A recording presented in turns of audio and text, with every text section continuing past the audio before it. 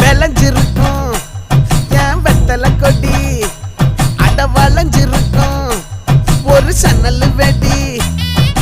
தோட்டா ஒரு கண்ணால தொலைஞ்ச ஒரு பொண்ணால வாக்கா இந்த வம்பால வல விரிச்சிட வந்தாளே பார்த்து வளைச்ச தேக்கு ஓம் பட்ட உடம்பு சோக்கு என்ன குத்தும் குறும்பு மூக்கு கொஞ்சம் ஓய்வை கொடுத்து தாக்கு என்னடி சித்திரமே இங்க நீ பத்திரமே சொல்லுடி கட்டளை எத்தனை நான் செய்வேன்